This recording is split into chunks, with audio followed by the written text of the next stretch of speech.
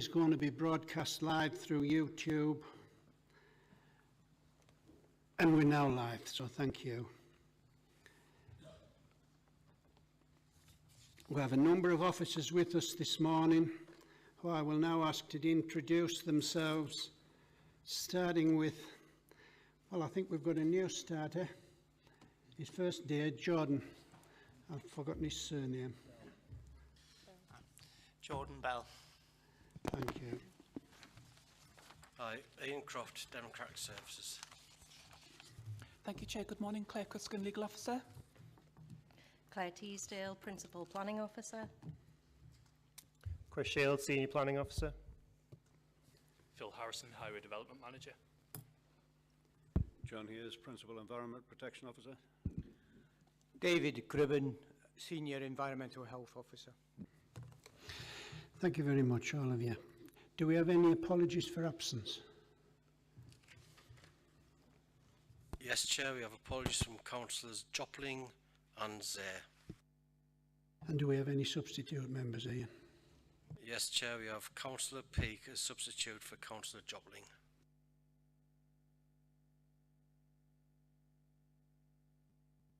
I couldn't see you. Any declarations of interest? No. Well, can we agree the minutes of the meeting held on the 4th of July 2023, please? That's agreed. Thank you very much.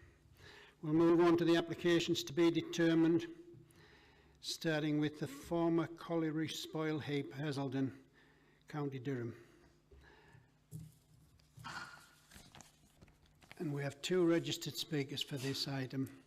I'll now ask Chris Shields as the Planning Officer or Senior Planning Officer to present the report, which is on pages 11 to 64 in your papers pack. Thank you. Over to you, Chris. Thank you, Chairman. Just before we start, on the 5th of September there was an update to the NPPF. There was very minimal changes to that, and having assessed it, hasn't made any material changes the way we've assessed either of the two applications that are going to be presented to you this morning. Okay, so we're looking at the site itself from an aerial view here. The site's outlined in red, and it's to the south of the village of Hazelden. From the site boundary to the nearest property is approximately 220 metres. In terms of access to and from the site, it's using a private track from the red area here, which crosses over the Haswell to Hearts walkway, heads north to Grey Avenue, then from Grey Avenue to the B1281 that you see to the north, and then vehicles from there would travel along the B1281 via Castle Eden to the A19. This is an aerial view of the site, and this is how it was quite some time ago, before much of the development started. And just to give you some background on the site, the council's involvement in this of recent began in 2011, when we were alert to fires breaking out there, and the fire brigade were involved. And at the time, the landowner, in conjunction with Hargreaves Limited, got involved with us to resolve the issue, and that included, or mainly involved, removing the combustible material to alleviate the issue. Now, a planning application was submitted in 2014 to do this, and was subsequently approved in 2016, with works beginning on site in 2017.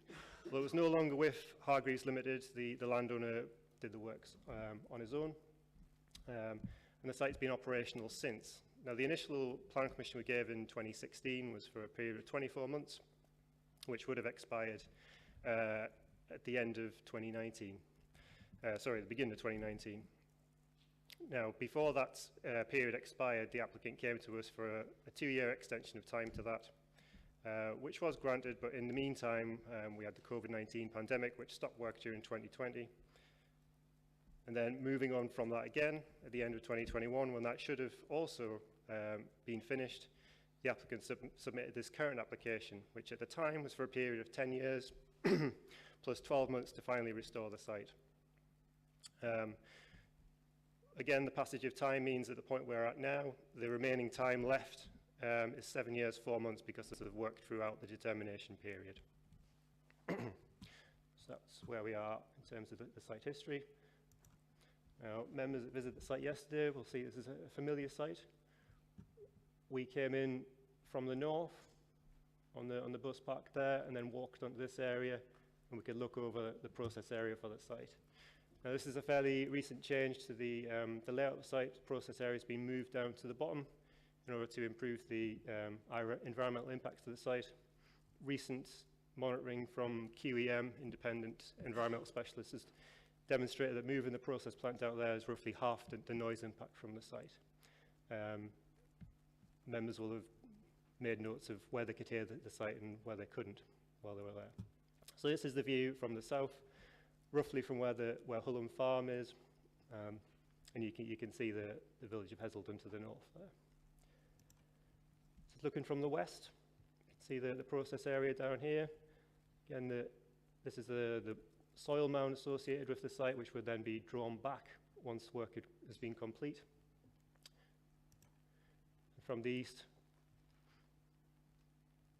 this is the site compound in here, and the entrance into the site there.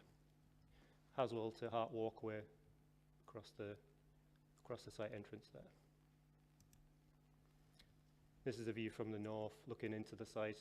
You can see the mound of soil that will be used in the restoration. Slightly different view from the south, where we can see more of the connectivity between the site and the village, and the connection to the B1281 to the north. This is a view from Grey Avenue, looking into the access track. So in terms of consultations, we've had no objections from the statutory and internal consultees, subject to conditions where appropriate. Castleden Parish Council have objected to the proposal due to the further adverse effect on traffic generation and highway safety. They've also stated that roads and footpaths on part of the route through Castleden are in a terrible state of repair, and that the increased traffic will only exacerbate the problem. Monk Hazelden Parish Council have also objected to the proposal and raised concerns in respect of highway safety, rights of way, noise, dust, health, viability of the operator to restore the site, and concerns that the site will not be restored and that the proposed restoration bond will be insufficient to restore the site in 10 years' time due to inflation. Local members, Councillors Rob Croot and Stacey Denali, have both objected to the proposal due to the loss of amenity of residents in Hazelden and Castleden, impact on health, dust emissions from the site, impact of noise, including the nuisance, traffic generation and associated safety concerns, and the environmental impact on the surrounding area. We've also received 61 letters of objection from members of the public, and a residents group called Hazelden Know the Quarry has been established in opposition to the application. The main issues raised by objectors include highway safety and traffic, residential amenity, including noise and air quality, impact to biodiversity, harm to public rights of way, no work done to actually remove the spoil heap, insufficient restoration bond, and the location of the site in relation to Hazelden, residential properties, and the recently built multi-use games area. Other issues that have been raised include the impact upon human rights in respect of impact to residential amenity, devaluation of residential properties, and an assertion that the site operator is not disclosing financial information relevant to the application. So, in conclusion, paragraph 211 of the NPPF states that when determining planning applications, great weight should be given to the benefits of mineral extraction, including to the economy. This proposal would allow for the continued reclamation of previously extracted combustible material that was deposited as colliery waste. The site would therefore provide a native source of fuel for existing coal field cement works, reducing the need for imported coal or mining of new reserves. The proposal would also facilitate the working of sand and limestone deposits from below the colliery spoil that would otherwise not be available and would be sterilised if not extracted during the reclamation of the site. Having assessed the likely impacts of the proposed development, it is considered that the scheme would not have significant environmental impacts of an adverse nature sufficient to justify a recommendation of refusal, taking into account the proposed planning conditions and legal agreements. The proposals have generated significant public interest. Concerns expressed regarding the proposals have been taken into account and carefully balanced against the scheme's wider social, economic and public benefits. Proposed development is considered to broadly accord with the relevant policies of the County Durham Plan and relevant sections of the NPPF. We therefore recommend approval. Thank you. Thank you, Chris. Next, we've got Linda Wardle from Monk Hazelden Parish Council. Can you address the committee, please? Thank you. Thank you. Right. Monk Hazelden Parish Council objected to this original plan application in 2014. 9 years later, we've resolved once again to object to this current application. Our objections in 2014: traffic movement, road safety, enforcement of planning conditions. These objections are still relevant today, together with perhaps the most concerning, the impact of this application on the health and well-being of the residents of Hazelden Village. The committee report references national planning policy, County Durham Minerals Local Plan, County Durham Plan, relevant emergency policies, together with consultation involving statutory and internal consultees. Monk Hazelden Parish Council is a statutory consultee, and it's disappointing in both the applicant point and the officer's point that there is mention that no statutory consultee has objected to this application. We have. We have objected on 17 points, which I am not going to go through because they're too numerous to mention. But what I would say is that we are a statutory body. We're grassroots of local government. Our parish councillors live in this community that this application is referring to. They are the voice of the community. This report, in our view, is dismissive of the voice of the community. I'll now just highlight a few points. Road safety highways. The Highways Authority have highlighted the need for a pre- and post-development survey for the length between the site entrance and the junction to the B1281. This was a condition of the previous planning application. The report details, since work started on this site in 2018, only one repair has been completed. There is no mention of a further survey, and the site is now at full working capacity. This raises the concerns with regards to monitoring and the current condition of this highway. It should be noted the Parish Council agreed to erect the multi-games unit in 2019, as it was anticipated the reclamation of the spoil heap would be completed shortly after, and at that point there was no additional traffic measures required. Due to the continuation of this site, there is a need for additional safety measures to be considered. The matter has been raised at the Community Liaison Committee with the promise of an erection of netting by the applicant. To date, this has not been installed. At the request of Hazelden Residents Association, the Parish Council were asked to install the mugger with funding from the Hazelden Restoration Community Fund of £25,000. To provide residents with an immediate benefit to offset the restoration and the disturbance to the village, it was agreed the Parish Council would fund the project at a cost of £49,000 and that the grant would be paid in instalments to the Parish Council. There is currently an amount outstanding of £5,000, which despite constant invoices has not been paid. Health and wellbeing of the residents. The County Durham Plan has a core principle to promote health and communities, 5.308. It states many people in County Durham today live in different social circumstances and experiences difference in health, well-being and the length of life. Improving the health of the whole population and reducing health inequalities is key. Good health is central to people's happiness and well-being. It is important at an individual and at a social level and creates a social economic value. Alternatively, the cost of poor health can be measured in both human terms, loss of years of life and active life. The cost to the community, the cost to the economy of additional illness.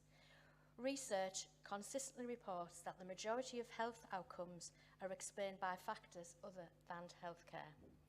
The continuation of quarrying within this community extends the impact of the quarrying, especially in terms of noise, dust and air quality, to the detriment and the amenity and the well-being of residents. Durham County Council's Public Health team, in their response to the consultation, makes reference to a health impact assessment. The author of that statement, the author of this comment has not had access to the documents submitted in the course of the original application in 2014, therefore cannot comment further on the need for HIR. It is also noted that requesting such an assessment at this stage could be academic, as the site has been operating for several years and the current application is for an extension of time for the existing operation. A HIA might only be relevant in circumstances where there is a material change to the operation in question. If this is not the case, an HIA is not likely to add any further benefit. It is concerning the author has not had access to the previous application, and whilst it is acknowledged this is a new application, there has been a material change because of the removal of the limestone and the sand. So should there not be, or should there not have been, a HII taken at the time of this application? Monitoring enforcement. Durham County Council are currently consulting on their budget proposals for 24-25 and their medium-term financial plan. Despite additional government funding and assuming there will be continued annual increases in council tax, they are forecasting the need to save 56 million in the next 4 years. There's savings of 12.1 million in the next year. The consultation proposes savings from back office and efficiencies and the deletions of posts within the planning services team.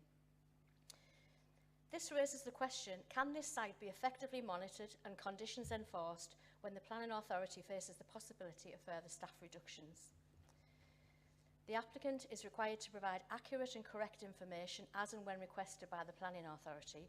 It is essential for there to be proactive and swift management by Durham County Council. The Parish Council are of the view that this has not been the case up to now and cannot envisage there will be any improvement going forward. Restoration and aftercare. These are matters requiring subsequent approval, and we've assumed that as a Parish Council we would not be involved with the consultation with regards to this matter. Transparency is essential to ensure residents are well informed and not being made aware of items from the site by third parties. The report refers to a 5-year aftercare period. Clarity is needed. Who will be responsible for this applicant? Who will be responsible? The applicant, the future owners? How is this to be managed and enforced? Monk Hazelden Parish Council do not have the resources to take ownership of this site. There is every possibility there will be no aftercare, thereby leaving the village of Hazelden with a legacy of a dangerous eyesore for perpetuity.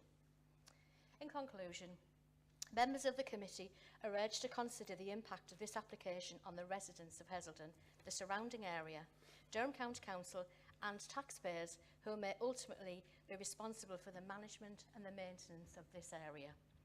Monk Hazelden Parish Council asks that you refuse this application. Thank you, Chair.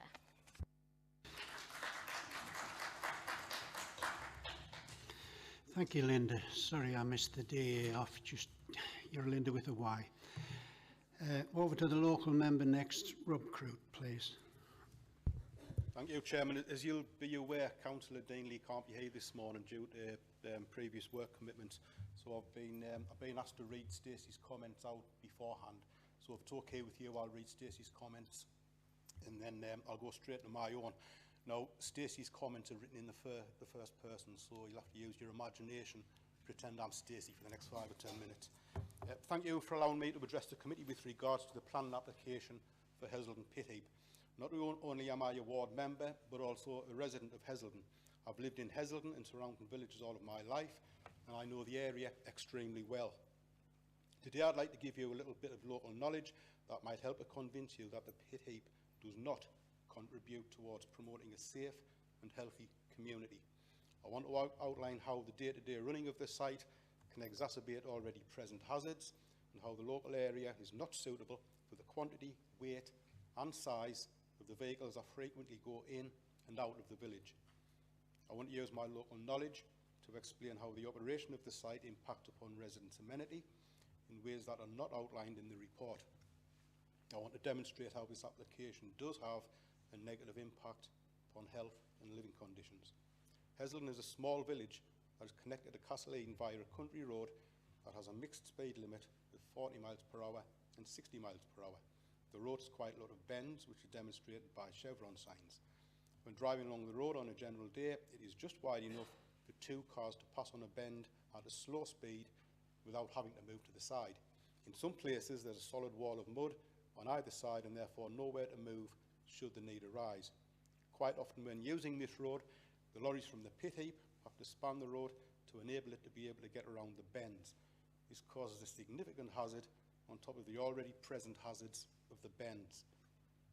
Not only that, but when on the bends adjacent to the footpath on this road, the lorries often cross onto the footpath to manoeuvre, which is proven by the eroded verge. This presents a hazard for pedestrians using this footpath. To get onto this road from Hazelden, lorries must exit the junction at the top of Grey Avenue. The exit is on a bend and can have poor visibility due to the bushes, both with the traffic turning onto the road and also that which is already on the road. To exit the junction, the lorries have to make a wide turn onto the track or risk hitting the footpath on the corner. The visibility on the corner requires a rapid turn, and therefore the lorries have frequently clipped the footpath, again demonstrated by the damage and erosion. This again demonstrates that the operation of the lorries are contributing towards an already hazardous route. Moving into the village, at the other end of Grey Avenue, there's a tight bend on the road leading to Front Street. As a councillor, I've had many concerns raised with me regarding poor visibility, along with parked cars and speeding lorries coming down Grey Avenue towards the pit heap site. As the lorries go straight ahead on this road and do not take the bend, they often cross to the opposite side of the road to enter the closed footpath leading down to the site. This hazard has caused many near misses with residents' vehicles. The next part of the lorry's journey requires it to go down a closed footpath, very much like a dirt track. This track passes very closely to the village mugger and multi-use games area, where children and young people play. Although there's a low fence around the mugger, balls frequently escape the area and have children chasing after them. Despite a speed limit on this track, the lorries do not have full visibility of the play area due to the Working Men's Club building. Once again, this causes a hazard. Before reaching the entrance to the site, the lorries must cross over a frequented walkway used by tourists and local residents. Although the footpath that the lorries use has a diversion for pedestrians entering from the walkway from the village, any pedestrians using the walkway still have to pass in the path of the lorries. Again, this does not contribute towards or promote a safe environment. As you can see, the layout of the local area already has hazards. However, these hazards become much more dangerous with the lorries added to the equation. As you've heard, the lorries pass by Grey Avenue, along the winding road, and then also pass by the factory at Hazelden, as well as other houses that line the main road. The lorries in the main are covered with dust sheets in an attempt to prevent dust from spreading. However, this has proven to be ineffective. Residents along the streets mentioned have often had to clean their cars from the dust, and occasionally have found that the dust has become trapped between the window of the car and the seal, causing damage. The dust sheets have also not prevented spoil from being spilled onto the bends along the road, some of which has spilled out onto the adjoining footpath. Does this sound like a safe community to you? The dust from the pit heap itself has a huge impact on the day-to-day lives of the residents of Hazelden and Hazelden. The amount of dust deposited in gardens and on houses will depend on which way the wind happens to blow. And we all know that the weather changes every 5 minutes. Residents living in Harrowbilson Drive, Hillcrest Place, Grey Avenue and the factory cannot utilise their outdoor area fully and cannot open windows of their homes. The level of dust means that it's impossible to hang out laundry, impossible to let their children play, and impossible to relax in the comfort of their own home. Imagine that you lived here. You couldn't hang out laundry on a hot day, so had to use either your dryer or your radiators. Not only does that make your living conditions unbearable in the heat, but forces you to spend additional money on bills at a time where there's a cost of living crisis and inflation is through the roof. You can't allow your children to play out because of the dust, but also cannot use the mugger or the field close by your house. You cannot get regular exercise outside of your home, and you cannot enjoy some relaxation in your own home. This application clearly does not promote a healthy community. The level of dust not only impacts upon residents who live in the streets close to the area or on the route of the lorries, but also affects those who have allotments close to the site. Residents have expressed that they cannot enjoy the relaxation of gardening in their allotments due to dust and the effect it has on their breathing. This is not only affecting the health of residents, but also their living conditions, their leisure time and their general happiness. As you can see, the application does have an adverse effect on highway safety. It does impact on the amenity of residents. It does impact on health, both directly and indirectly. It does impact upon public rights of way, and it does adversely impact the living conditions of residents. What this application fails to do is to promote a healthy and safe community. Chairman, there are Stacey's comments. If it's okay, I'll go into the comments I've prepared, which are also written to incorporate some of Stacey's comments as well.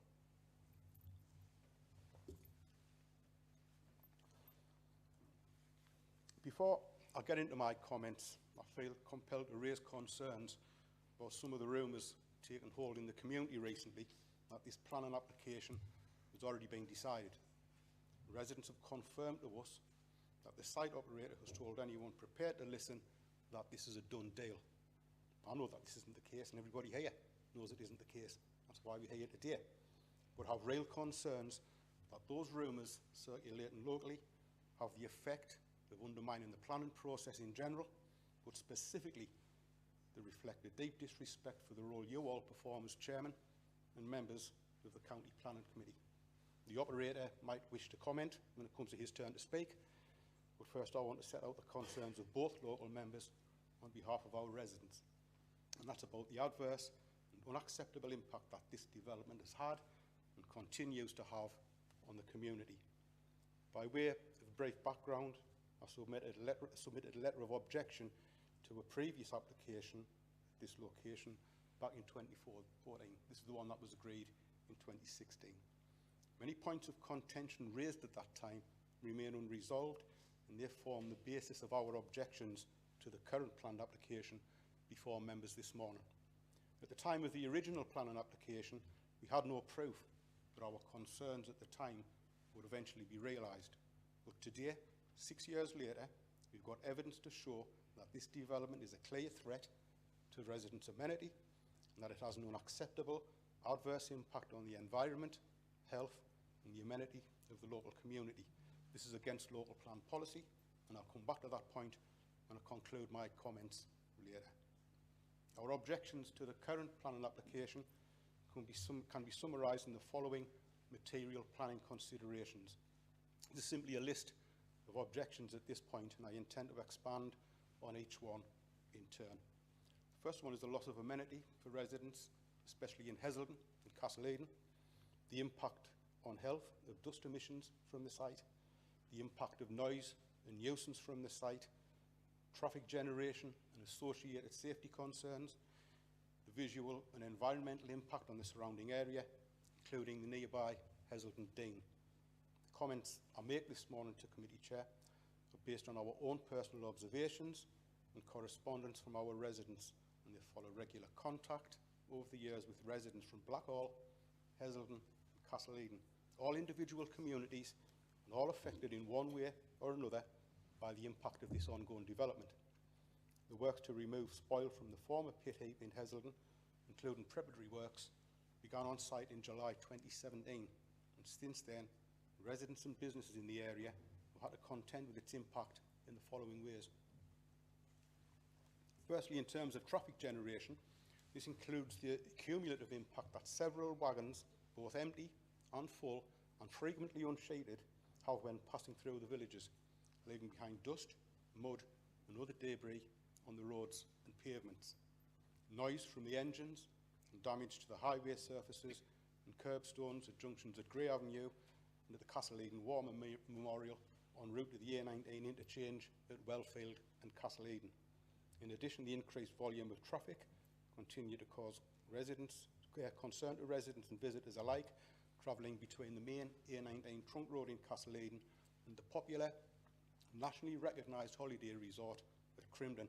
And this, of course, has a detrimental impact on visitors from outside the area gaining safe access to the East Durham coast, a vital element of this council's visitor economy strategy. On dust emissions, residents have reported frequent dust emissions which have an impact all year round. This matter has been brought to our attention on a number of occasions, either in correspondence, at our frequent ward surgeries, and at a number of local public meetings held over the past 2 years. The problem is reported to be particularly bad during the spring, summer and autumn months when dust is blown across the whole settlement of Hazelden, depending on the prevailing wind conditions at the time, with dust accumulating on vehicles, on door and window ledges, on clothes drying on the lines. Residents have told us that during these times they're not able to leave their doors or windows open, nor are they able to sit outside their homes or enjoy outdoor activities for any meaningful length of time. We'd been assured by the company that mitigation measures would be put in place. For example, we were told that netting would be put up around the entrance to the site, but this never happened, leaving the village exposed to frequent and potentially dangerous dust emissions. And incidentally, it's a concern that planning conditions applied to the application back in 2016 haven't been met. That gives us no confidence that any planning conditions or planning obligations attached to this application will be met either. By way of an example, on the dust emissions, I was approached by a resident who lives in Grey Avenue, just opposite the site entrance. As Chris says, it's 220 metres away from the site. This resident told me that the koi carp he spent years nurturing, without incident, have been killed by an altered pH balance in the water in the outdoor pool. And he has veterinary advice to back that claim up. This occurred at the precise time that limestone started to be removed from the site. It's bad enough that fish are being poisoned. What makes matters worse for residents, though, is the fear that they don't know what they're breathing in every day that this site is in operation. It's worth noting at this stage that in terms of health deprivation, Hazelden residents are ranked in the low quartile nationally. So it's a particular concern that frequent dust emissions from the site are having an additional, unacceptable and adverse impact on residents' health and also on their quality of life. In terms of environmental impact, it's noted that the development site encroaches onto Hazelden Dean. Images we've seen show a sheer drop from the working site down an exposed limestone cliff and into the Dean itself. For many years, this area has thrived as a natural habitat for birds, insects and flora, and there are local concerns that this development has already had a negative environmental impact at these locations. Clearly, an extension of time allowed to remove spoil from the former pit heap will continue to erode the natural habitat, regardless of potential outcomes described in the planning report. And in terms of site restoration, from speaking to residents on a regular basis, we know that one of their major concerns, notwithstanding the other issues I've mentioned elsewhere in these comments, is the management and restoration of the site after works have been completed. Before the initial planning consent was granted, the developer had assured residents that works would be completed within 24 months, and that site restoration works would return the location to an improved condition compared to what it was before works commenced. Images of the site today, as we've already seen, prove that these promises were not kept. This has eroded local trust in the developer and also in the development. Consequently, we have genuine concerns about the developer's ability and commitment to reclaim the site following completion of the works, whenever that might be. It's an additional concern that the developer operating the site in future may well be someone completely different to the people operating the site today. If there's any evidence available that the applicant can produce to prove that they have a track record of effective site restoration, it would be useful to see it. As things stand, based on persistent delays to date, we have no faith that the site can be eventually reclaimed for the long-term benefit of the community, especially if this 10-year extension is granted this morning. Finally, in acknowledging that members will require material planning considerations at hand if you are to reject this application, I'd refer to the following policies which are confirmed in the case officer's report to be valid in this instance. Local Plan Policy 31 confirms that development will be permitted only where it will be demonstrated that there will be no unacceptable impact on health, living or working conditions. Excuse me. In addition, the same policy confirms that development will not be permitted where inappropriate odours, noise and vibration cannot be mitigated against. Testimony from residents confirms that the noise, dust and dirt from the site is both constant and unacceptable. Policy 47 suggests that development should only be permitted where the proposal does not have an unacceptable adverse impact on either the environment, human health or the amenity of local communities. Policy 50 tells us that in respect of the working of magnesian, limestone and sand proposals, for new working on prominent escarpment slopes, development will be resisted in order to avoid unacceptable landscape and visual impacts. Policy M37, this is into mineral plant policy.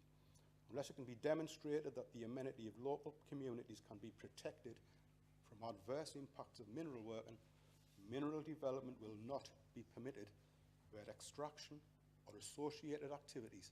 Associated activities includes the passing of vehicles past houses. So it won't be allowed where that extraction or associated activities are within 250 metres of a group of 10 or more dwellings. And to be clear, there are several dwellings along Grey Avenue, Front Street, Hazel Drive, Howard Wilson Drive and Hillcrest Place, all within 250 metres of the site and all adversely affected by ongoing works. Mineral Policy 45 refers to the cumulative impact of past, present and future workings, which we feel would have a prolonged adverse and unacceptable impact on the community. And finally, Policy 52 refers to the ability and commitment of the site operator to operate and reclaim the site in accordance with the agreed scheme. As I've pointed out earlier, there's no evidence to back up the operator's claim that this site can be properly restored. On the relevant emergent policy, I'll be brief with this one, Chair. This refers to unacceptable adverse impacts on human health and the amenity of local communities, the local strategic road network and public rights of way network. These factors are considered separately in other policies relating to noise, relating to air quality and dust, and finally relating to transport matters. And this policy refers specifically, this is policy MW7, to vehicular traffic generated by the proposed development having an unacceptable adverse impact on highway safety. I think the comments this morning have proved that, Chair. As you'll hear from Ryan, who's here this morning to talk from a Hazelden resident's perspective, the community has a vision for the future based on a forthcoming neighbourhood plan. The development you're considering this morning places an obstacle directly in front of that vision, and it stands in the way of progress and a future that residents want to determine for themselves. That's too much to ask. So given the concerns raised in these comments today, all of them supported by relevant material planning considerations, and in light of the unacceptable impact and adverse conditions residents have had to endure for many years, in the strongest possible terms, I would urge members of the Planning Committee to reject this plan application. This development blighted the community for many years past, and this application holds out nothing more than the prospect of more filth, dust, noise and disruption for many years to come. Thanks for taking the time to listen, Chairman, members.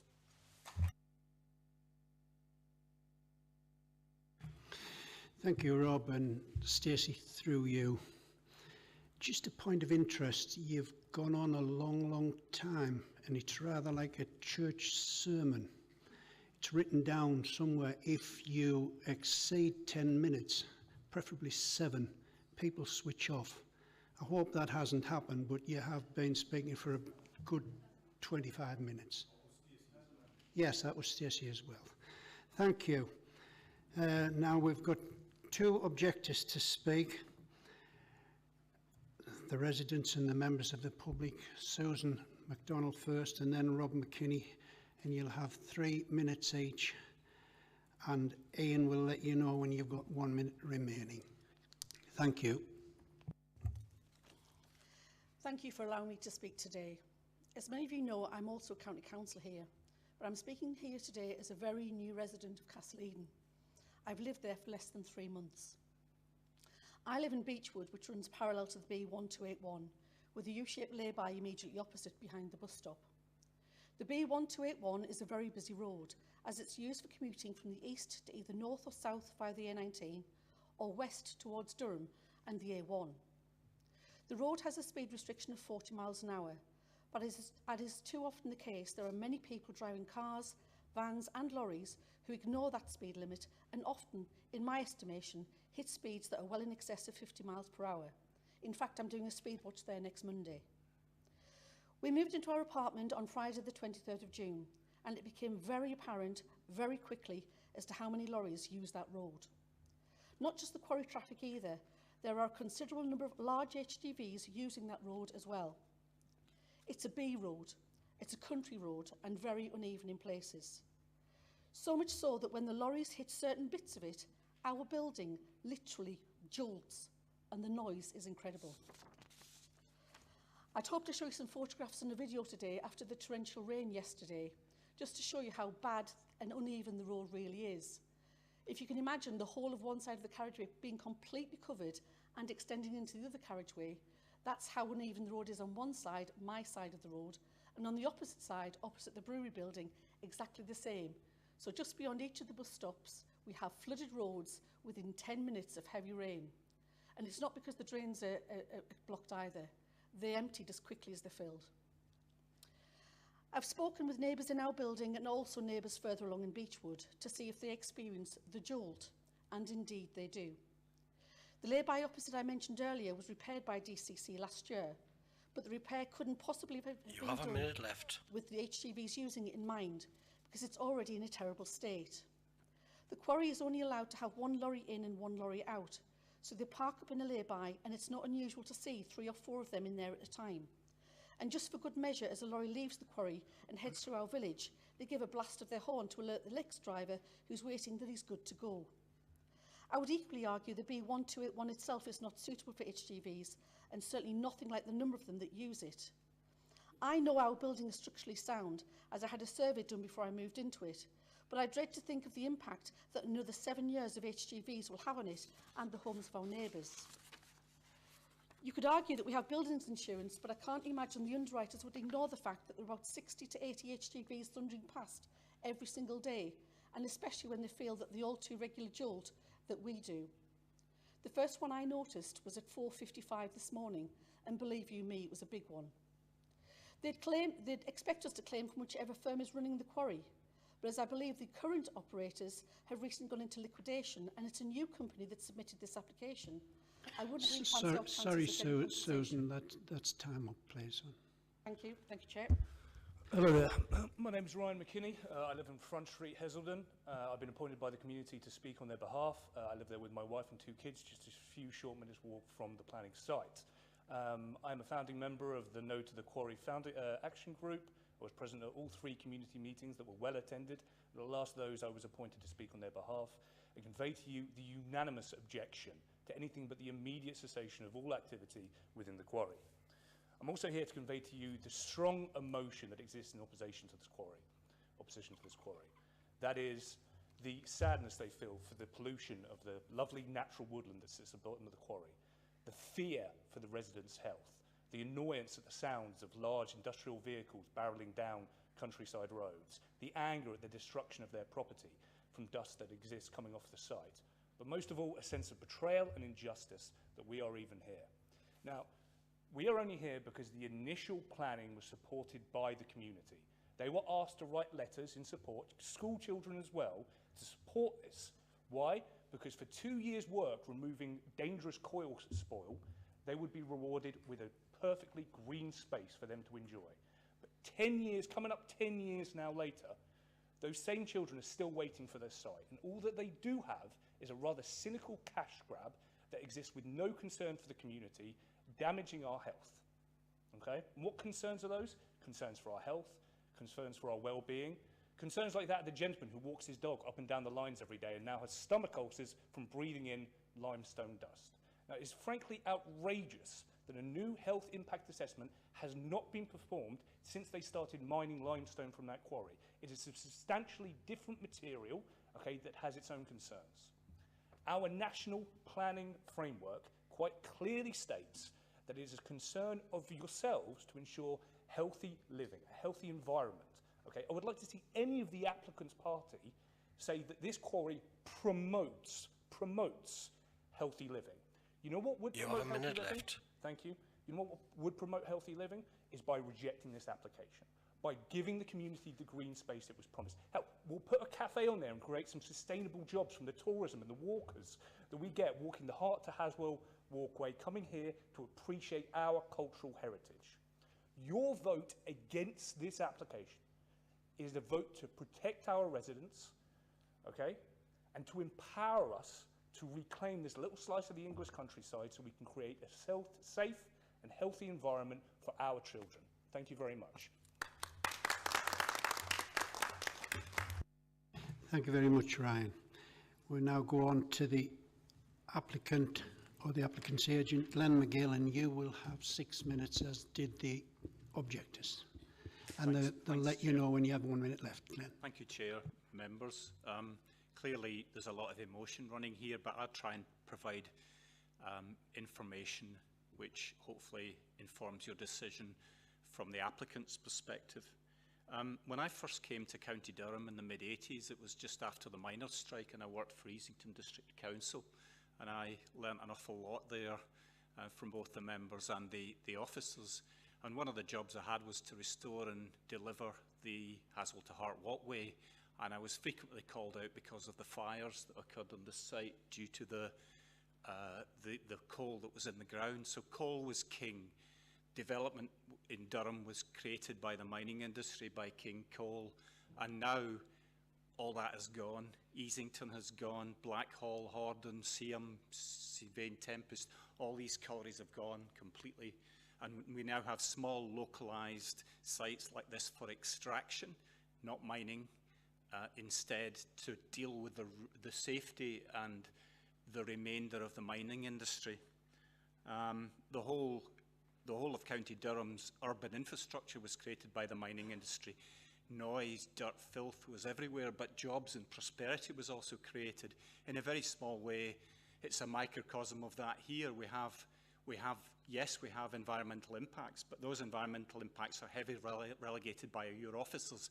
And if they were dangerous, there would be enforcement action, but there isn't. There hasn't been. There's been a proactive engagement to deal with issues with both the community and with the officers. And the materials are being removed on this site on health and safety grounds, as they cannot be left in the ground. They cannot be left in the ground. Otherwise, you will have the fires again that we've had, that I remember in the 1980s, and that happened before the beginning of reclamation of this site. It's very expensive to reclaim a site like this and to restore it if the complete restoration doesn't take place.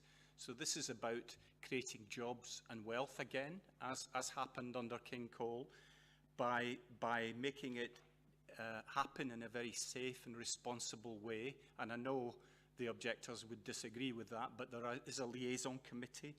There has been no enforcement. There has been no action by officers, only positive engagement to try to resolve a problem whenever it happens. So there's no way to restore this mound and deal with the remains of what is there unless this application is seen through, because there isn't sufficient money to do that. But I'll come on to that and explain that in a minute.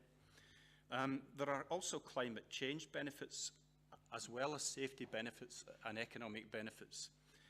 These are because the bricks that are being used are being made out of the arisings that are taken away and reprocessed, so that you don't have to create new bricks out of new materials. And the officer report alludes to reducing the need for coal imports. Vehicle movements under this proposal are proposed to be halved from 44 to 20, which is less than half actually. So I realise there is disruption, but you can't make an omelette without breaking eggs. Developer contributions are significant to the community. 25,000 was spent in a mugger. 5,000 is due to be paid, but under the terms of the agreement, it won't be paid until the work is duly complete and everything has been complied with. If the application is approved, there will be £64,000 under developer contributions by the end of the project. There's also a restoration bond, at the moment valued at 50k, Chairman. By the end of this project, it will be increased to £175,000. It will go to the local authority to ultimately restore the site. There is no possibility that the site won't be restored at the end of it, because the regulation requires that and the officers will enforce it. The Community Liaison Committee meets regularly on issues and deals with the local community. If there's a problem, it's dealt with, and the officers are involved, the community's involved. The last meeting was in March. There are regular site inspections by officers, many of whom are here today and who can answer your questions if you have any. All of those things make sure that the impacts are dealt with and addressed, and nobody's sitting and resting on their laurels. There'll be ecology benefits at the end of this process. It's a UK priority species, there's Argus butterfly, a UK Biodiversity Action Plan priority. You have a minute left. Thank you, Chair. So, in conclusion, we've been talking to the Durham Wildlife Trust to take over the management of the site and the maintenance in the future, and they are very interested. We feel that the operator is responsible. The permission isn't necessarily with the operator, of course, because it goes with the consent, and operators can change. At the end of the day, it's got to be dealt with by the officers, and it's got to be responsible. So, in conclusion, Chair, members, it makes sense to see this application through to the end, to make the mound safe, and to make sure it's properly restored.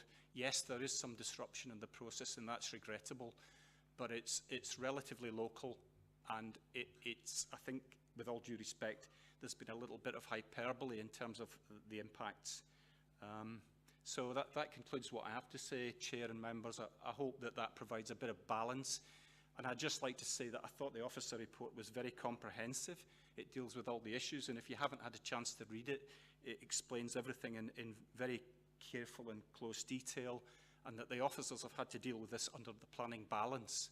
And that clearly is what the decision will be made by. But the NPPF does state that the economic benefits are critical out of that. Thank you, Chair. Thank you, members. Thank you, Glenn.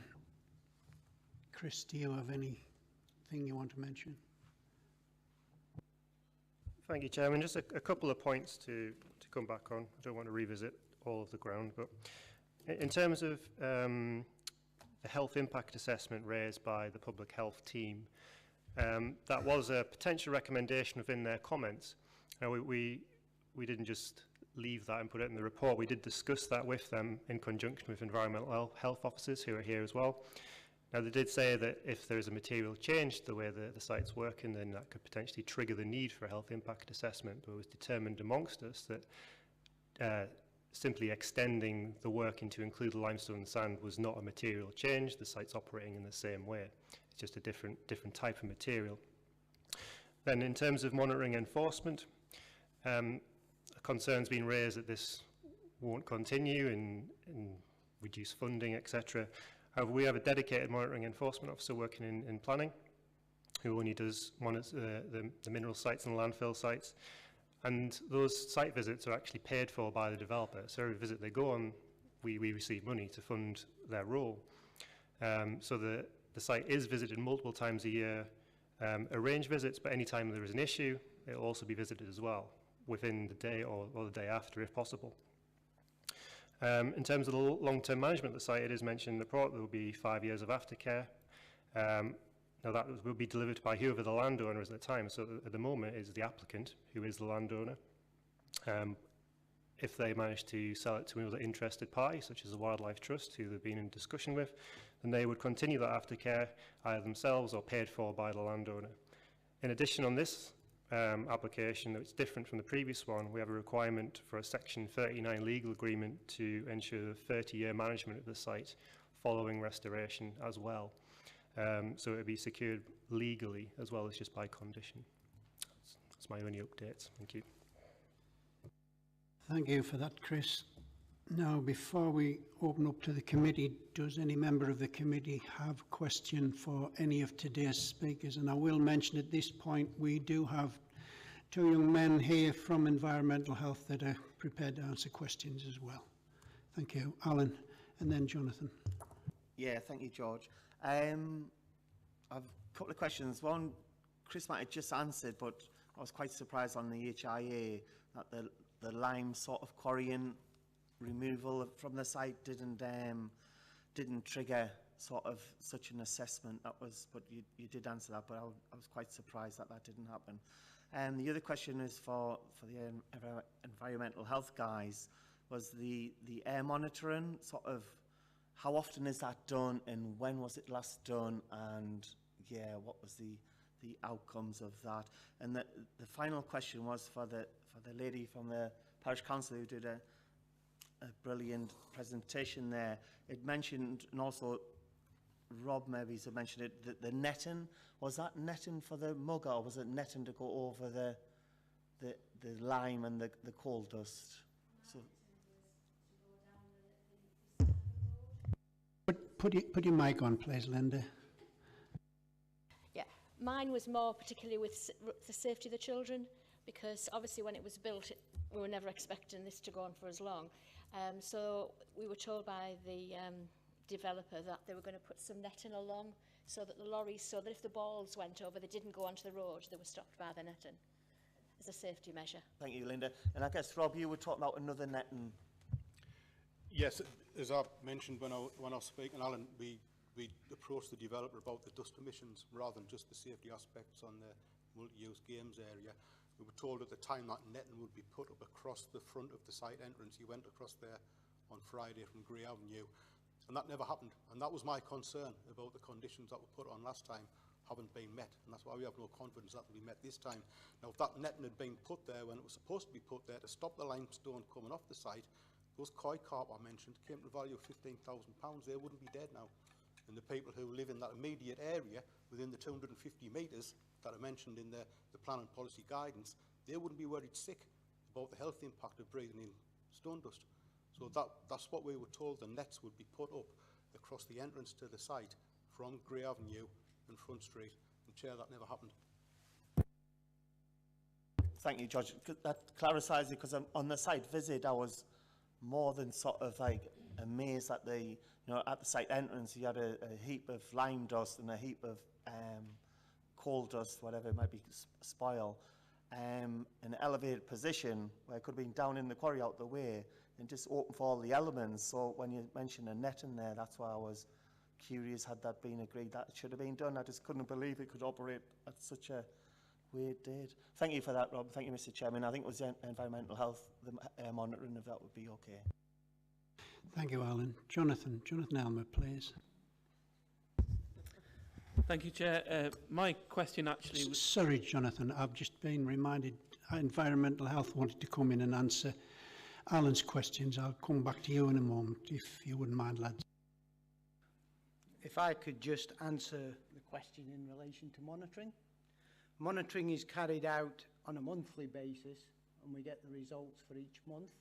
The most recent results were for July, from the 10th of July to the 7th of August 2023.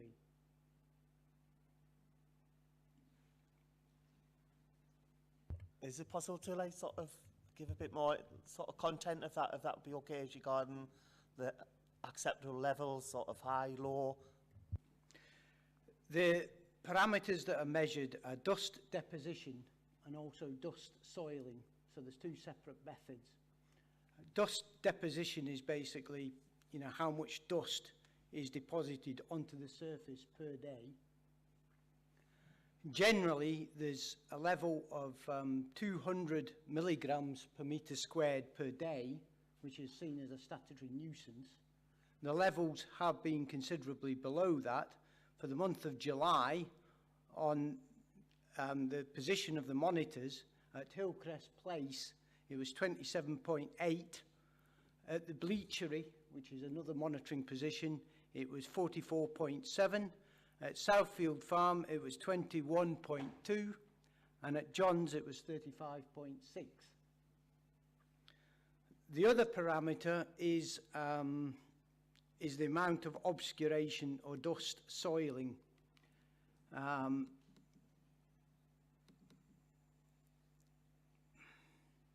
That basically measures the amount of dust that is obscures a surface at different directions from the different wind directions. Generally, the levels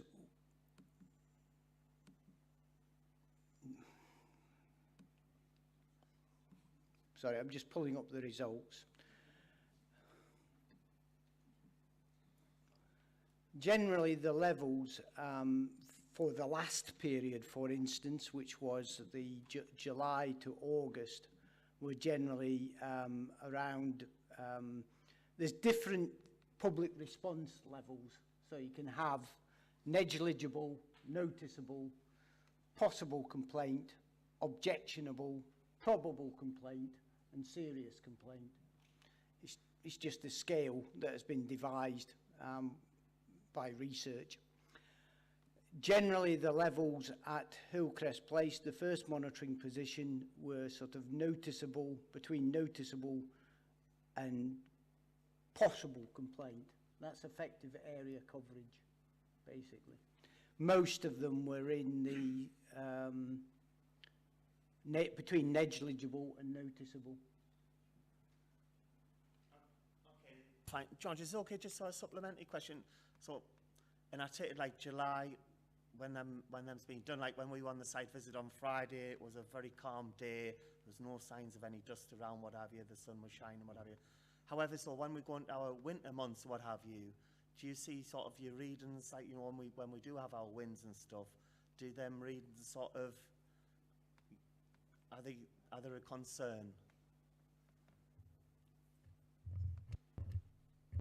Generally, in the sort of winter time, the levels you could expect to be reduced. I mean, the levels during a hot spell, you know, like the hot weather we've just had, you could expect the levels to be increased during those periods. During which is why the dust suppression measures on site are important, such as water suppression. The company have installed sprinklers around the perimeter of the eastern boundary as a way of suppressing the dust from the roadway from the top down to the bottom of the site. Just to add to that as well, Chair. On the visit, I joined you on the site visit on Friday.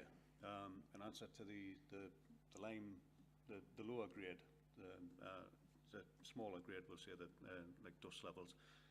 That heap was designed to reduce becoming wind entrained. So you'd have a stockpile that's the edges are profiled the way they were, with the top capped off. It also has like a gel, a caking agent, which is sprayed on, and that reduces dust being able to become wind entrained off a site as well. Thank you. A follow-up question for myself. You've answered it in a way, insofar as we've had a really wet July, apart from the first week, and a tremendously wet August. Now, those are when your figures are reported. So dust levels are going to be practically nil, held down by rain. Would that be a correct assumption? Yes, Chair. The wetter it is, the environment, then you would expect less dust of any type of site of this operation. Thank you. That explains it well enough. Jonathan, over to you. Sorry for the delay. No problem. Thank you, Chair. I note that you've decided that there's no need for a further health impact assessment, and I think you gave the reason for that was being that this new application doesn't represent a material change from the previous application. But obviously, the materials being extracted are completely different. So previously we had coal risings, and now we're extracting limestone. Now, the toxicity of those different components is extremely different. Limestone, being an alkali, is much more problematic if it turns into a dust and blows around. So I wonder whether you could just go through with me the basis, the justification as to why you felt there was no need to organise a further health impact assessment. Thank you, Councillor. That was actually the public health section that determined on the health impact assessment. We have some involvement in that. We had a discussion just a week or so ago with planning and the representatives from public health. I think when I'm just, if you bear with me, look at the response that I had from Michael up.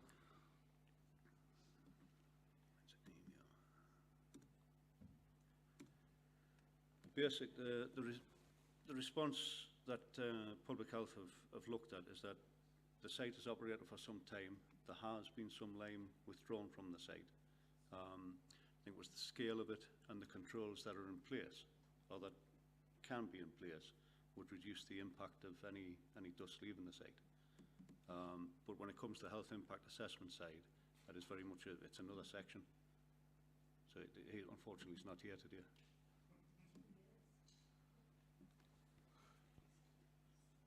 Chair, I feel that's a very important consideration that we need an answer to. What I could say, Councillor, is that we have many sites that quarry lime in the county. And again, in similar operations, we don't have such issues. The controls are in place, and from our end of things, we have what you call an environmental permit for the site. And the environmental permit controls, it's a Part B regulated permit, and that controls dust emissions from the site.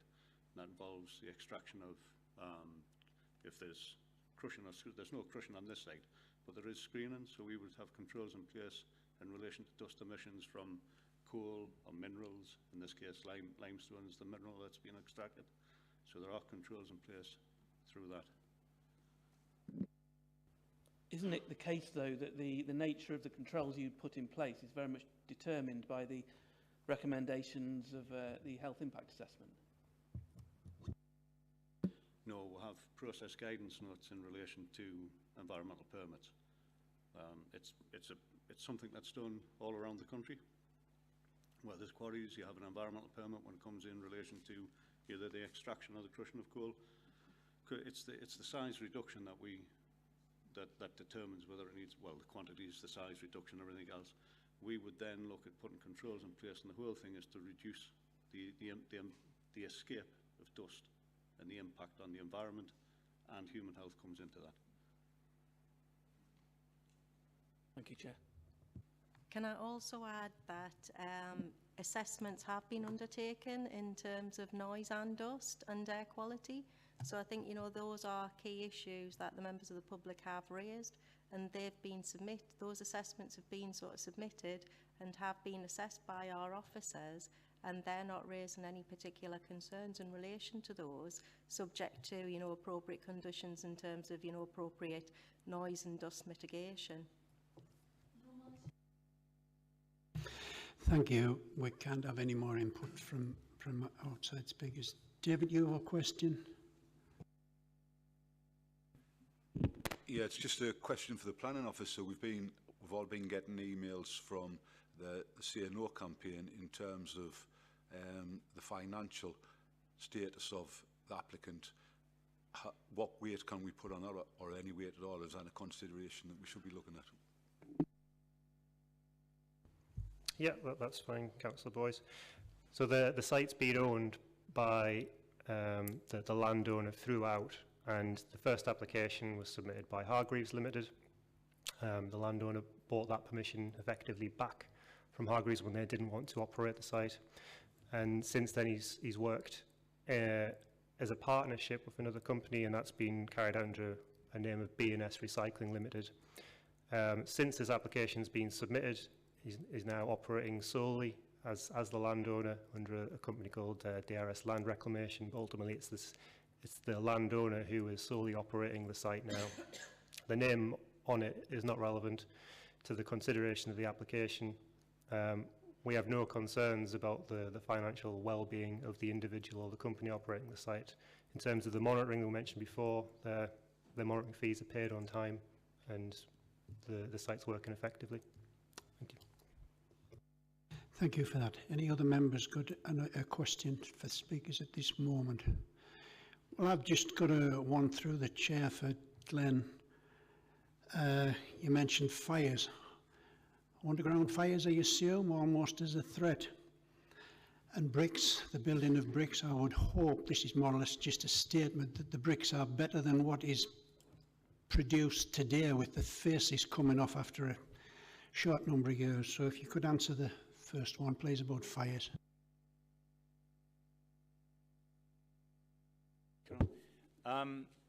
Obviously, the incidence of fires has been considerably more in the past than it is now, because the coal is being taken out, and over time, the more coal that is taken out, the hazard from fire reduces.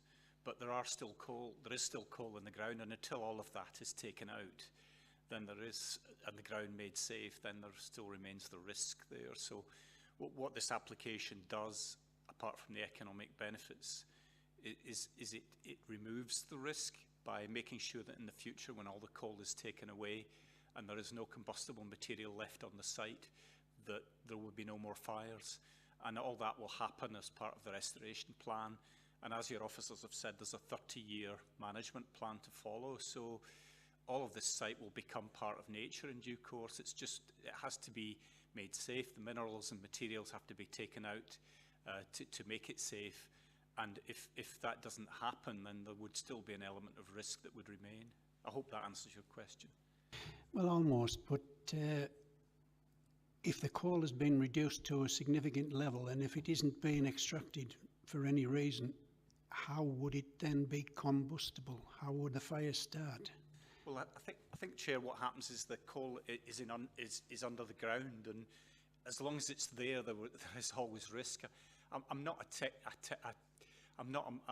My colleague Paul Davis, who's been dealing with this, is not here today. He's on holiday, and he knows more about that side of things than I do. All I can do is try to offer you a pragmatic answer that there is less risk now, but there is still risk. But once this operation has been completed, the risk will be removed, and it will be like any other piece of ground where there is no combustible material. Thank you. So all in all, very little risk. Alan, do you want a follow-up question? Yeah, please, George. Just leading on, it's an important point what you made there, and it come to me at the site visit is what the gentleman says there in relation to the risk and the fires and everything, is one of the reasons why this application has been asked to extend. But when the initial application got the community support, was for that reason, you know, to remove the risk, what have you. However, all these years later, and also with the 2-year extension, as the gentleman just clarified, it says that risk still hasn't been removed. So then you question, why is it diversified into lime, and why haven't we concentrated to remove that risk? It then raises questions, the reason for this application. It's more of a statement rather than a question. George, thank you. You don't need to answer that one, Glenn. So after an hour and a quarter, we're finally over to open it up to the committee. Who would like to go first, please? David Boyce.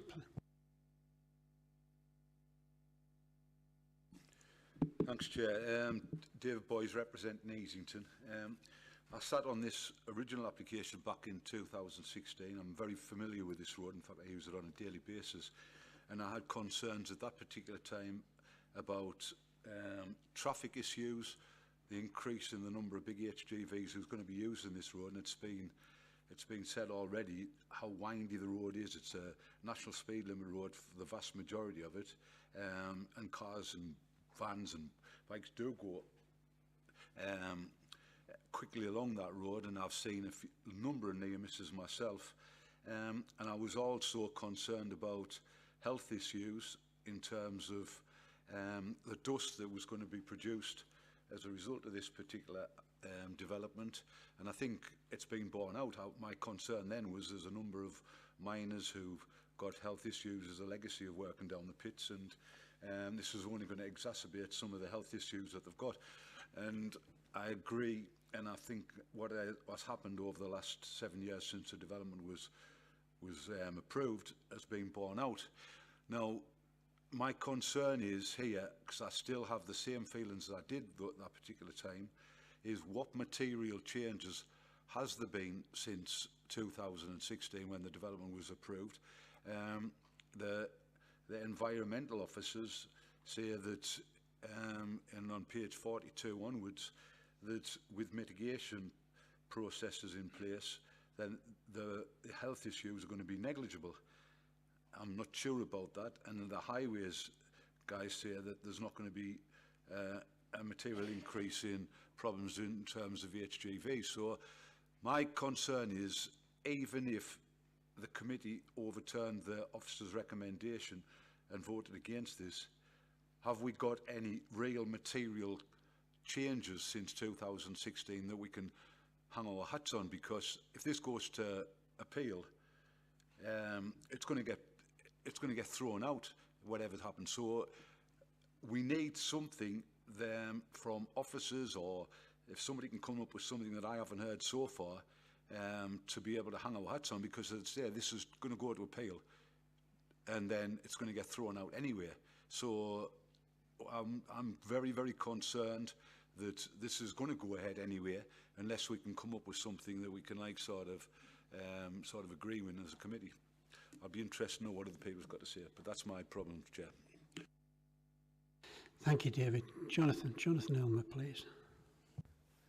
Thank you, Chair.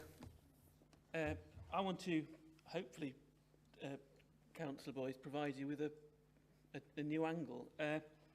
I'm very concerned about this application indeed, and the principal reason for that is that both at a national and county level we have carbon reduction targets that we're singularly failing to achieve.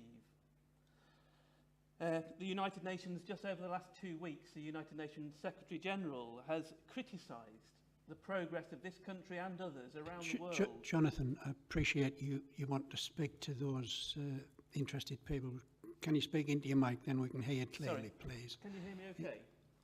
I'll just have to sit in a different chair.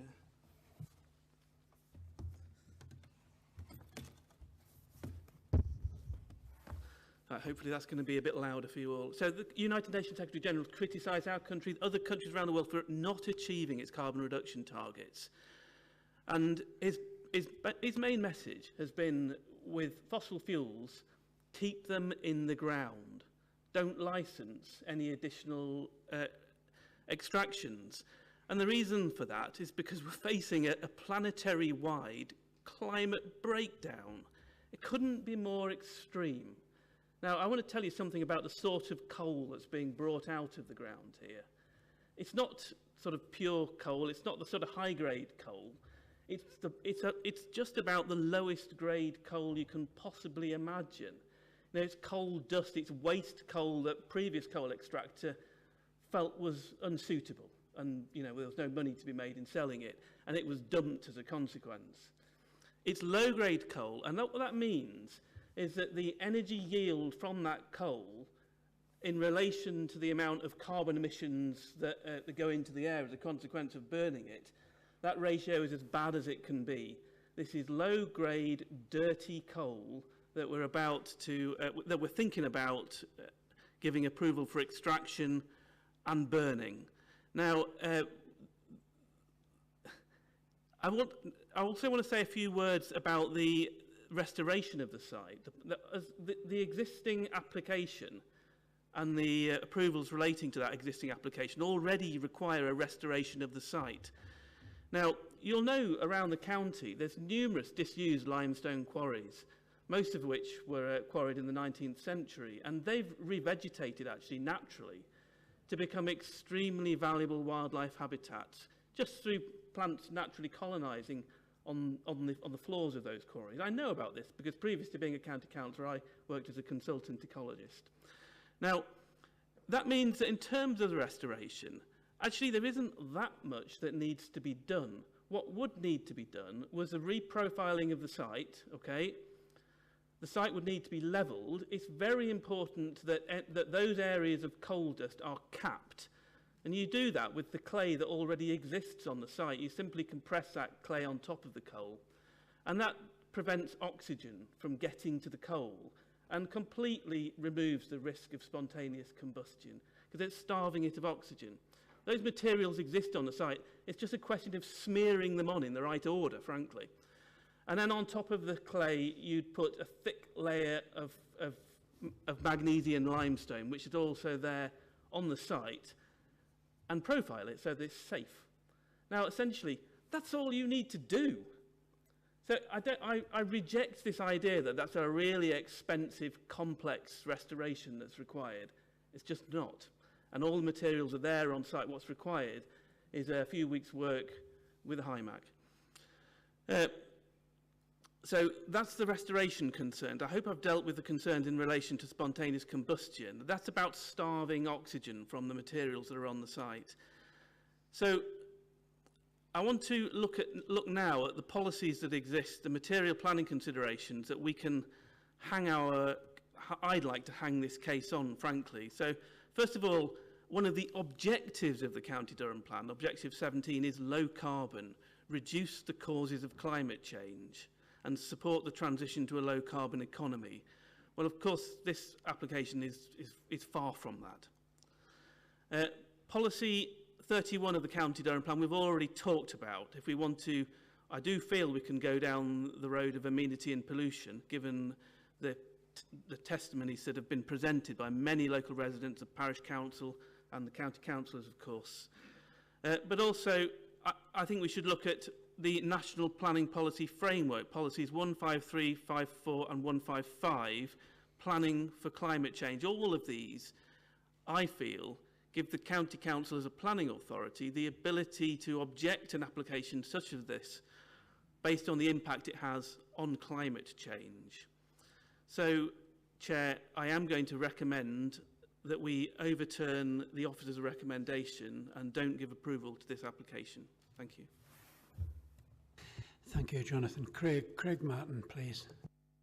Thanks, Chair. Craig Martin, Councillor for North Lodge in Chelsea Street.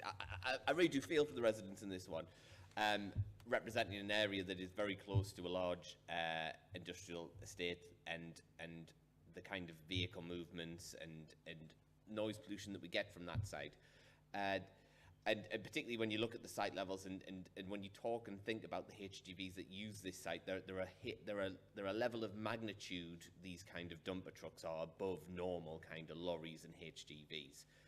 But I share Councillor Boyes' sentiments on this, that our job in this committee is to look at this from a kind of a planning perspective and to look at the planning policy, whether it be set locally, whether it be set nationally, and take an objective view on that and take things from that perspective.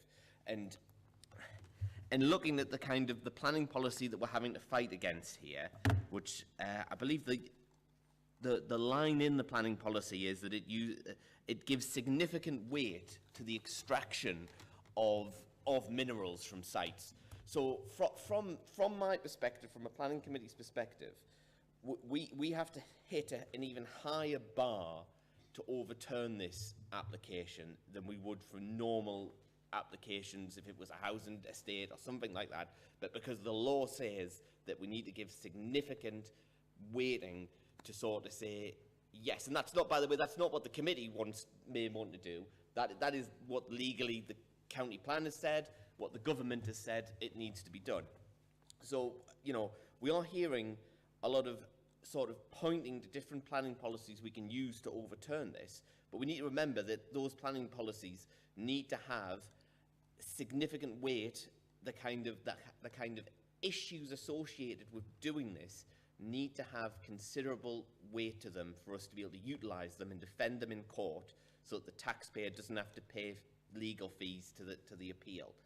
And I'm not feeling that at the minute. I'm interested to hear what other members of the committee are going to say, but I'm not feeling that. Like, from the environmental health officers, they've not really, we're not even kind of close to the kind of nuisance levels to kind of do that.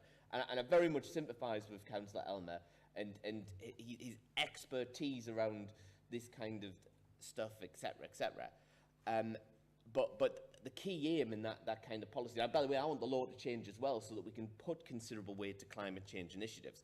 But the key there is not to eradicate carbon use, it's to reduce the effects of climate change. And I feel that would be probably difficult. I look forward to hearing you speak again and convincingly, Councillor Elmer, about that.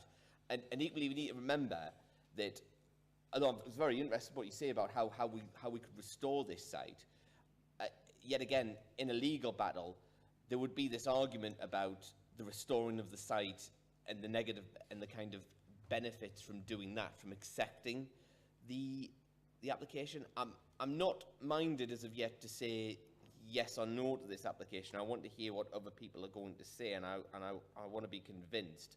But I just want to speak my mind, Chair, at this point. Your mother said you always should speak your mind. Alan Bell, please. Thank you, Chair. Alan Bell, Alumni Division. Let's cut to the chase on this one, and big thank you to Chris and Claire for absolutely brilliant piece of work what they've put in here.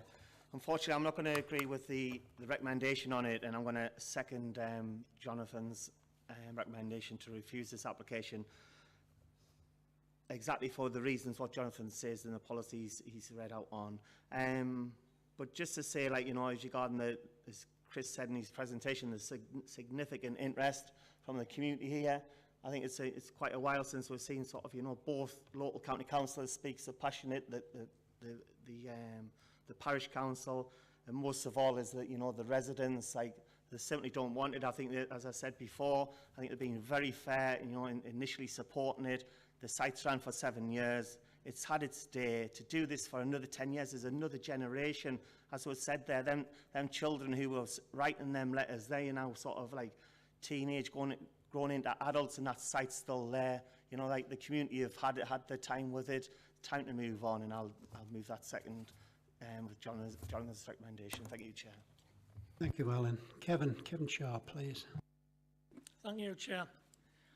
It's very interesting, the debate that's taking place here today, but I'm minded to accept the recommendation to refuse that's been raised by two previous members here, based upon the evidence that's been provided very eloquently by the elected members who've spoken in opposition to this application.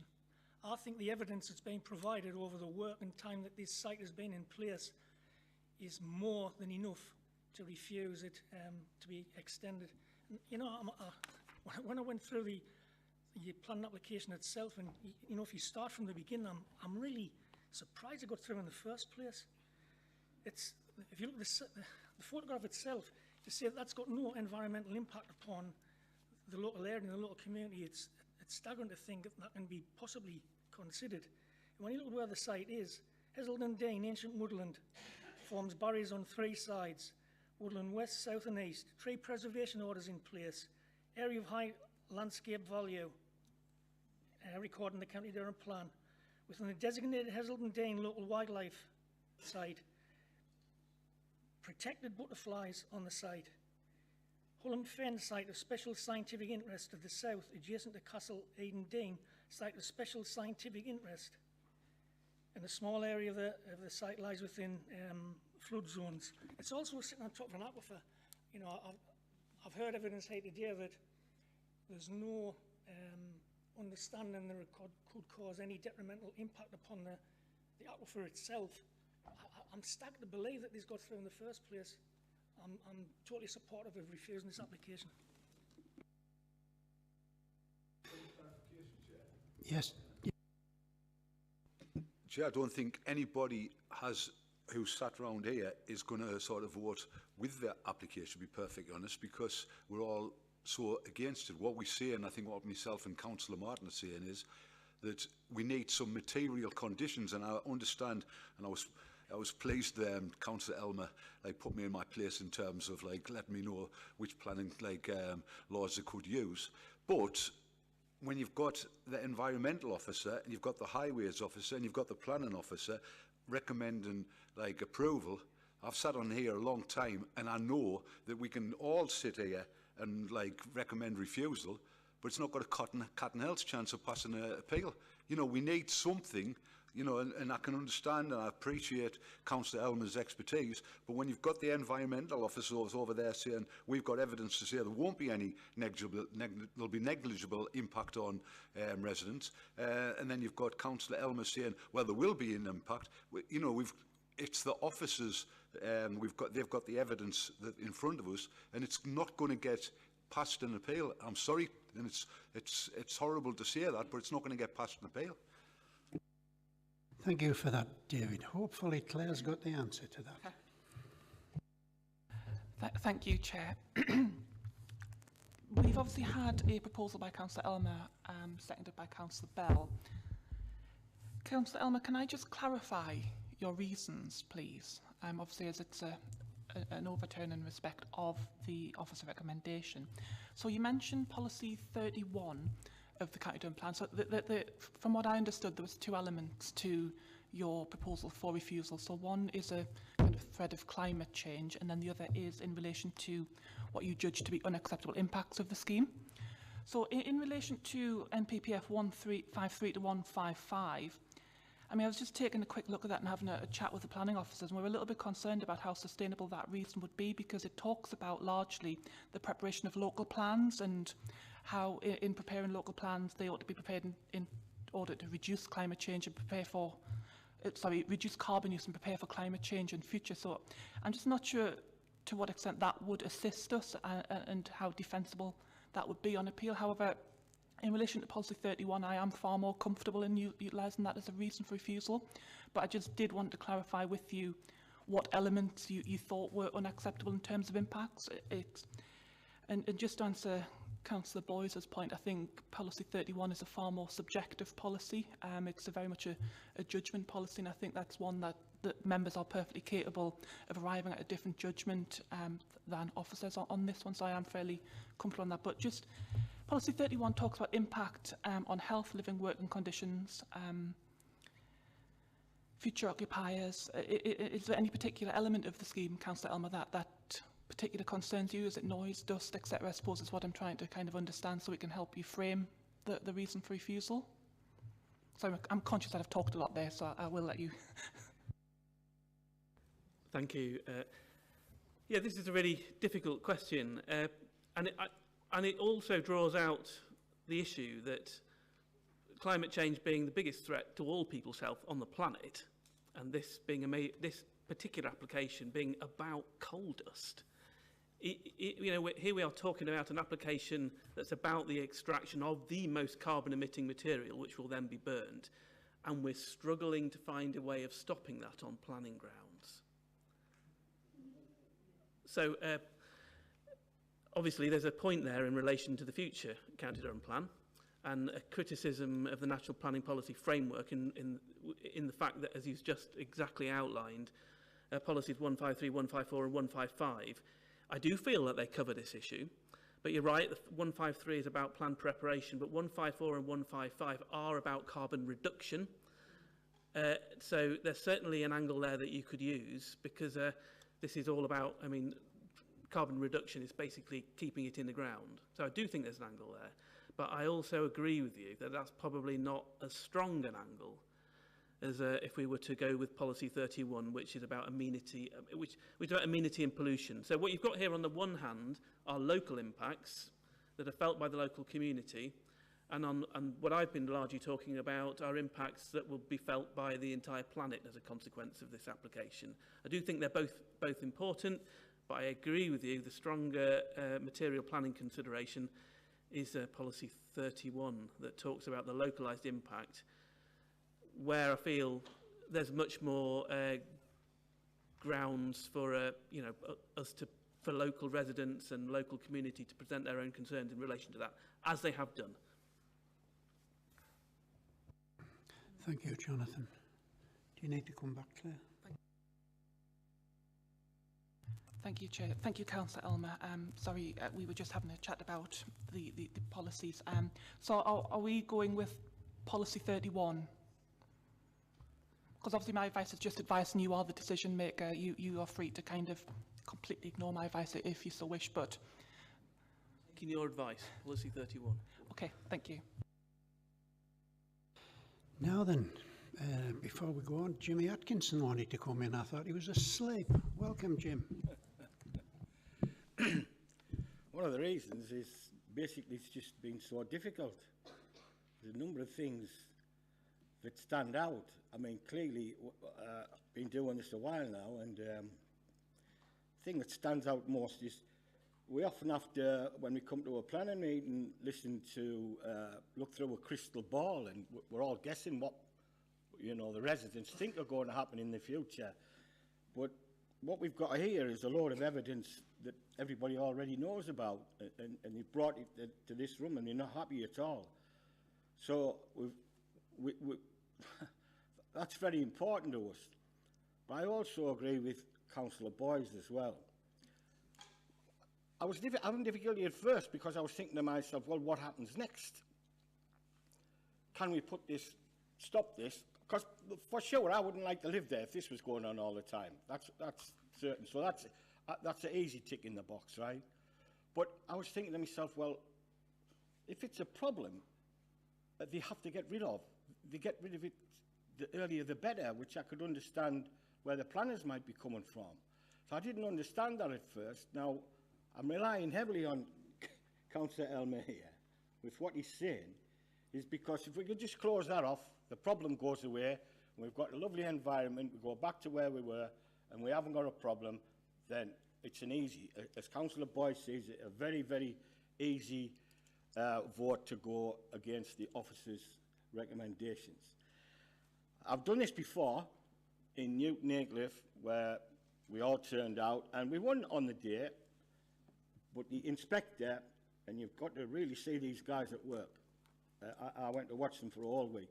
These inspector people are very thorough, and it is all about policies and things like that.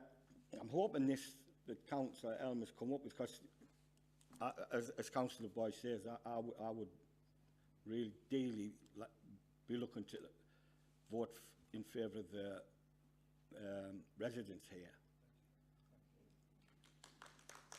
So, as I say, but I have to hold out for them. I think we could give this to them. I'm fairly sure the inspector will take it off them. Unless Councillor really does a job here. Okay, thank you. Thank you, Jim. Before I bring you in, Jonathan, Chris wants to come in, please. Thank you, Chairman. Obviously, we've had a recommendation to go against the recommendation by Councillor Elmer. Now, the outcome of that, should it be accepted in the vote, is that the application as proposed would be refused. But as you can see from the view I've left on the screens there, the site would be left in that state. That is from last week. Now, obviously, from a safety point of view and other risks, we can't accept that it's left that way. So if I can direct you to the officer report, if you have it available. It's paragraphs 238 to 240. This is the option 1 set out by the applicant in terms of a very basic restoration of the site, which is somewhat similar to what Councillor Elmer suggested in what he said, of capping over the remaining combustible material and creating a safe slope.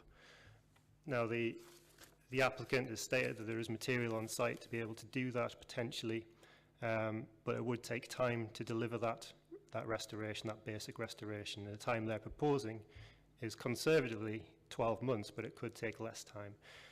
However, if the application is refused, we would have to look at enforcement action to ensure that's delivered. To be reasonable in the risk of an enforcement appeal, we would have to go with what they've said, and their geotechnical survey said that would be a 12-month delivery of that basic restoration on the site.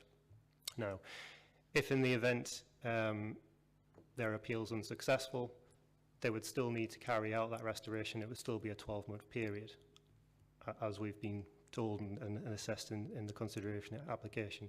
I just wanted you to make you aware at that point before you vote on the determination application. Thank you. Thank you for that, Chris. Jonathan, you wanted another word? I did, yeah. Sorry, my thoughts are just developing on this as we're discussing things. I do think it's important that we overturn the officer's recommendation on this one. And one of the principal reasons here is simply because of the massive weight of community concern in relation to it. And it's our responsibility, more than anything else in my view, as members of this committee, to try and reflect residents' priorities. Now, I know absolutely that there's a risk that this will be overturned at appeal, but I do think it's important that we accept that risk, try to fight it at appeal anyway, simply because it puts a mark in the sand. You know, it sets out, I guess, to the planning inspectorate that this isn't wanted by the council, by the local community. And I would also like to be making the point to the planning inspectorate somehow that that this certainly isn't wanted from a climate impact perspective. Now, I know that we sort of looking at policy 31 as potentially the more likely to be able to sustain this line of argument. Could we not use both? Is it, or do you feel that the strategy, I guess I'm asking for advice here, is the strategy better just to go for one policy or the other? Thank you, Chair. I don't think that the MPPF 153 to 155 will necessarily assist us in defending an appeal. You can put it in. What I would say to you is, if we go down policy 31 and you make a planning judgment as members of a planning committee that there are unacceptable impacts to this scheme, I think that is a judgment that you are perfectly legitimately able to arrive at. Whether you'd be successful on appeal or not, I don't know. Obviously, you can't prejudge it. However, this is not a situation where I'd be giving you a costs warning and saying that we're potentially at risk of costs on this.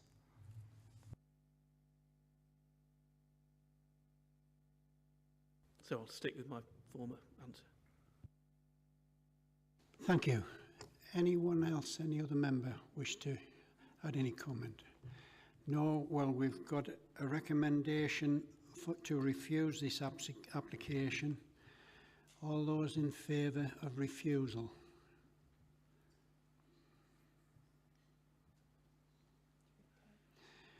All those against? Any abstentions? Thank you. Well, that is refused.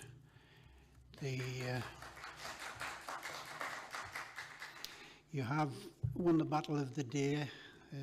What the war brings, as David in particular suggested, is open to conjecture. But congratulations for today. Thank you. Thank you, Chair. Thank you, members. Thank you.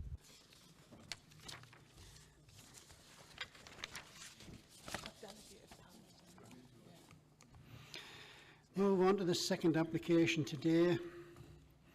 It's land west of Trimden House Lodge, Fishburn, formation of solar farm, including installation of solar panels, security fencing, CCTV cameras and internal access track, underground cabling, inverters, substations, grid connections, environmental enhancement measures and other ancillary development. We have 3 registered speakers on this item.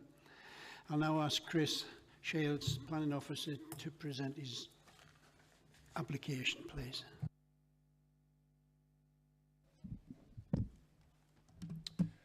Thank you, Chairman.